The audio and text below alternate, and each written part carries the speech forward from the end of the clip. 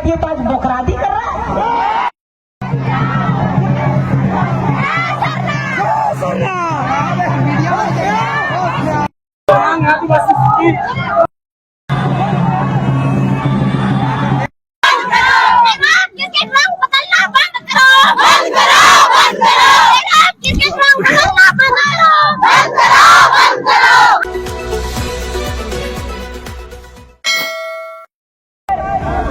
आदिवासी छात्र संघ सहित अन्य आदिवासी समुदाय के अगुवाओं के द्वारा आयोजित इस कार्यक्रम में हमारे गार्जियन, हमारे साथी, हमारे बहन, हमारे भाइयों सभी को मेरी तरफ से जोहार, जय जोहार।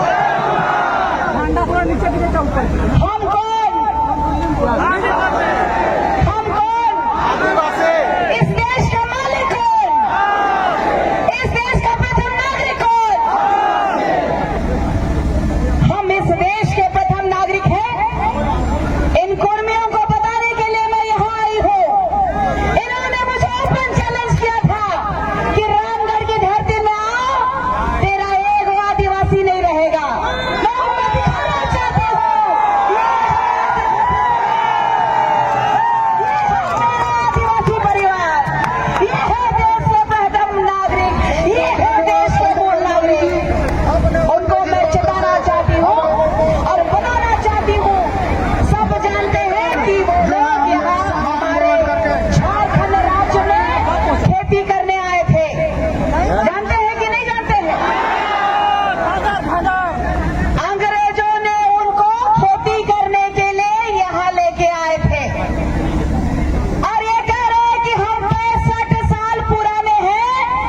तो 1901 की जनगणना में कुर्मियों को कृषक कहा गया था कि नहीं कहा गया था?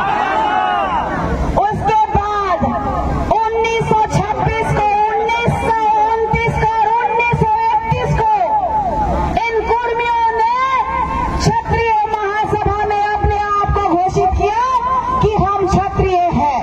उन्हें कहा कि हम क्षत्रिय हैं और राम टहल चौधरी जी जो कुर्मियों के नेता हैं, जो 5 बार सांसद और 2 बार विधायक रहे हैं, उन्होंने भी ये कहा कि कुर्मी जो है क्षत्रिय है और कुर्मी एक है, दोनों अलग अलग नहीं है। आड़ा का डिफरेंस है। किसका है? आड़ा का डिफरेंस है। उन्होंने कहा, बड़का विद्वान लोग इन लोगों का पार्टी में, जाति में, उन्होंने कहा कि यदि मैं कुर्मी लिखूंगा तो शायद मेरे खतियान में जो कुर्मी है, हम लोग कुर्मी से भी हाथ धो बैठेंगे। और इनको पूछिए कभी कि इनको इस संविधान के तहत इस भारत देश में जो सुप्रीम कोर्ट है, इस भारत का जो न्याय का मंदिर है, इस न्याय के मंदिर ने कहा कि 2010 और 11 में इन्होंने फरमान दिया पूरे भारतवर्ष को कि इस देश का प्रथम नागरिक आदिवासी है। इस देश का प्रथम नागरिक, मूल नागरिक आदिवासी है। तो इस देश के राजनेता नेतागिरी करना बंद करे, नहीं तो हम सब नेतागिरी निकाल देंगे। ये रंगवा बिलर लोग हम लोग को सिखाएगा कि कैसे बिलर का शिकार करना है, शेर का शिकार करना है। हम इस देश के मालिक हैं, इस झारखंड राज्य के 5th शेड्यूल के मालिक हैं। हमारा दर्द और हमारी गरीबी का लोगों ने उपहास उठाया। ये कुर्मी समुदाय के लोगों ने कहा कि तुम नीची जाति का हो, हम ऊपर जाति के लोग हैं। आज आरक्षण लेने के लिए आए हो। रेल टेका कार्यक्रम में कोई लोग नहीं जाता। इनको झूठ कहा गया था। इनको कहा गया कि नौकरी मिलेगा, आपका बच्चा लोग पढ़ा लिखा लोग नौकरी नहीं मिल रहा, चलिए नौकरी दिलाएंगे। आदिवासी लोग को नौकरी मिलता है। वो लोग कह रहे हैं आदिवासी बनना उनको मंजूर नहीं है, वो ऊंची जाति के लोग कहलाते हैं। तो ये आरक्षण के लिए सुदेश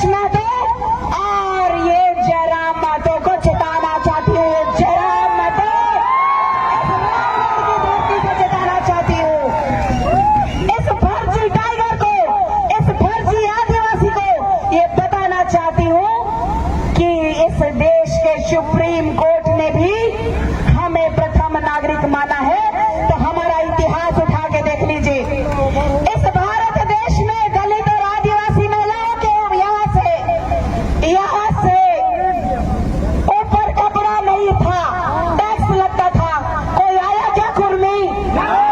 हिंदू मुस्लिम सिख ईसाई आया क्या टैक्स देने? चाहे दलित हो चाहे वो आदिवासी हो, महिलाएं ऊपर ब्लाउज नहीं पहनती थी।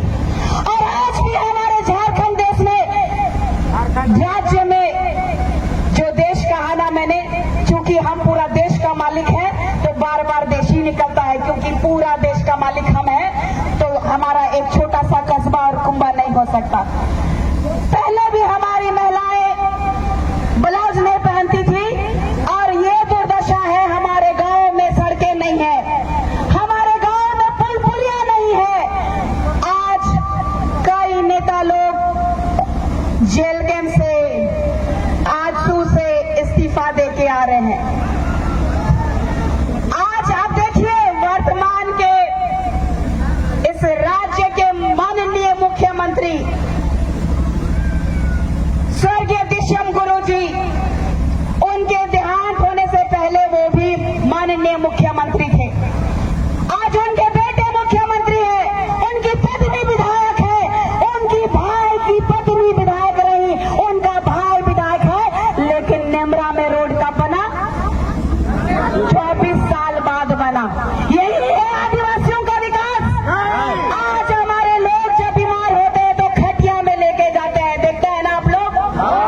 और यहाँ सब पार्टी के लोग आके बड़का बड़का बोली कह के जाते हैं कि आदिवासी समुदाय के हम हितैषी हैं। शिक्षा मंत्री जी आई थी अभी, मैं उनको भी टारगेट करना चाहती हूँ कि आप जब शिक्षा मंत्री थे तो हमारे बच्चों के लिए भाषा एकेडमी क्यों नहीं बनाया आपने? हमारे बच्चों को शिक्षा देने के लिए आप क्यों नहीं अग्रसर हुई? हम भी बाबा कार्तिक राव जी के वंशज हैं, हम भी उनके आदर्शों पे चलने वाले हैं, लेकिन हमें चलने का काम उनके नाम से ना किया जाए। हम सब भोले भाले आदिवासी समुदाय के लोग आज जिस पायदान में खड़े हैं, तो मैं आप लोगों को बताना चाहती हूँ कि ये लोग कह रहे हैं कि हम लोग 20% से ज्यादा हैं। थोड़ा सा दीदी मेरे को बोलने दिया जाए। ये कह रहे हैं कि 20% से ज्यादा है। इन जयराम महतो को और सुदेश महतो को कहना चाहती हूँ कि जो लव और कुश के वंशज हैं, लव कहते हैं कि हम कुर्मी हैं और कुश कहते हैं कि हम कुशवाहा कुर्मी हैं। कहते हैं कि नहीं कहते हैं? और दोनों ओबीसी में आते हैं, और दोनों ओबीसी में आने के बाद, क्षत्रिय के वंशज होने के बाद भी आज कुशवाहा समाज उनके साथ क्यों नहीं है? चिंता का विषय है कि आज जो है उनके साथ क्यों नहीं है। आज हमारे साथ कुशवाहा समाज क्यों आया है? वो जानते हैं कि वो कृषक है, वो पाखंडी कुर्मी, अपने आप को कुर्मी कहना चाहते हैं। और राजस्थान के तर्ज पे जिस तरीके से मीना लोगों ने भोली भाली भील समुदाय के आदिवासियों का आरक्षण ले रहे हैं।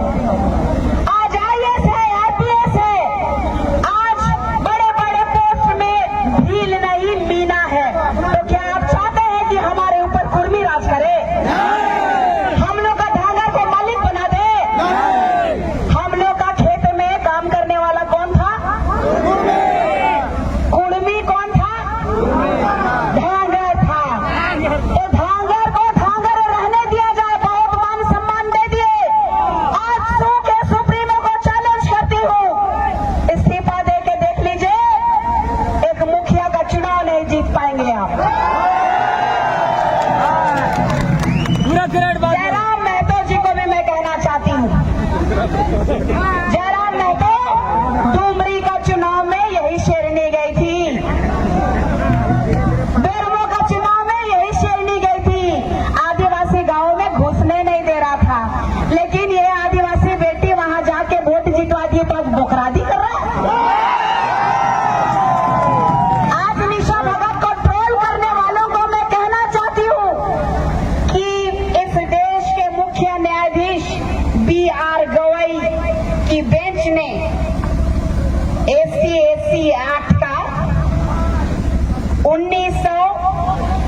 89 एक्ट जो होता है, जानते हैं कि नहीं?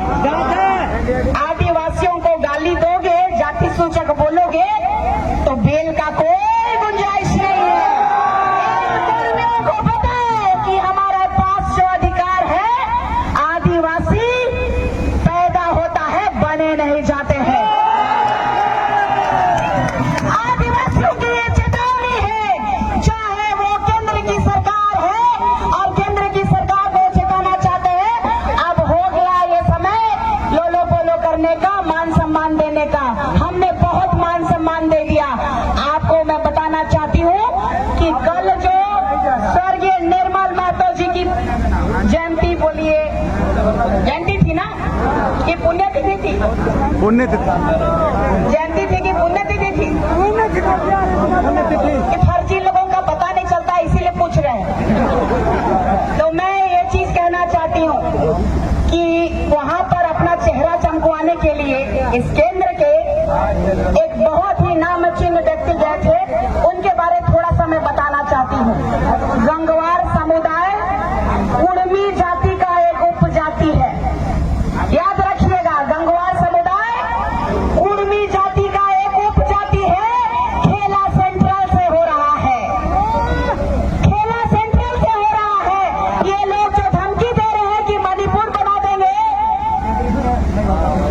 नेपाल बना देंगे, तो उनको अंतिम बार चेताना चाहती हूँ, ये आदिवासी है, ये जंगलों के नहीं, ये इस देश के राजा हैं।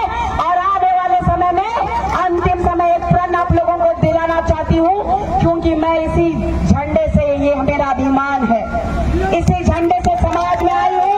मैं आप लोगों को बोलना चाहती हूँ, एक प्रण दिलाना चाहती हूँ। आपकी इजाजत है? निशा दीदी, वक्ता लोग बहुत ज्यादा हैं, तो आप थोड़ा समय का अभाव है, आप इसको समझते हुए अपना वक्तव्य से रखें।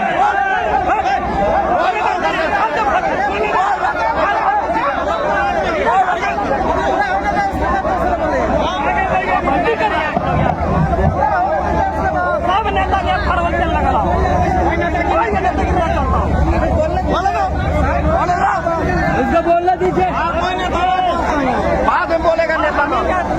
बोलिए, मारोगे तो मारेंगे, मारोगे तो अत्याचार करोगे तो मारेंगे। आप किसी को नहीं सहेंगे। प्रण लीजिए, कोई भी नेता, मंत्री, विधायक, मुखिया से पहले अपने आदिवासियों का प्रण लीजिए कि मारोगे तो जान दे देंगे। हमारे पूर्वजों ने कहा था, जान दे देंगे, जमीन नहीं देंगे। और आप लोगों को ये मैं कहना चाहती हूँ, जो यहाँ उपस्थित है, हम भगवान बिरसा मुंडा जी के वंशज हैं, हम डॉक्टर भील जी के वंशज हैं, हम भगवान बिरसा मुंडा जी के साथ साथ वीर बुद्धू जी के वंशज हैं, हम सिंगनी केलीदी के वंशज हैं, हम सिद्धू कान्हा जी के वंशज हैं, और हम उन वीर सपूतों के वंशज हैं जो किसी से, हम कौन हैं? इस देश का प्रथम नागरिक आदिवासी बेटी आज चेता रही है कि केंद्र की सरकार जो जुमला दी है कि इस संविधान के तहत भारत का प्रथम नागरिक के रूप में रूढ़िवादी परंपरा को मानने वाली बेटी को जो लेके आए हैं, तो जुमला से काम नहीं चलेगा। अगर कुर्मियों को, फर्जी आदिवासियों को अगर शामिल करोगे तो एक नया उल्लंघन करेंगे। और मैं आप लोगों को बताना चाहती हूँ, झारखंड में सभी जाति के लोग जो है वो सपोर्ट तो कर रहे हैं, लेकिन साथ में राजस्थान से आवाज आई है और उड़ीसा से आवाज आई है, उनके लिए एक बार जय जोहार का नारा लगाइए। जय जोहार। इसीलिए मैं कहना चाहती हूँ कि इस विश्व में प्रत्येक देशों में 70% आदिवासी राज्य देश है। और यही कह के अपने शब्दों को विराम देती हूँ, क्योंकि मिर्ची तो लगी है आज।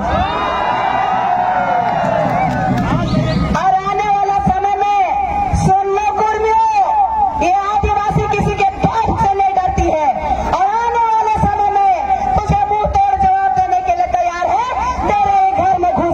करने के लिए तैयार है।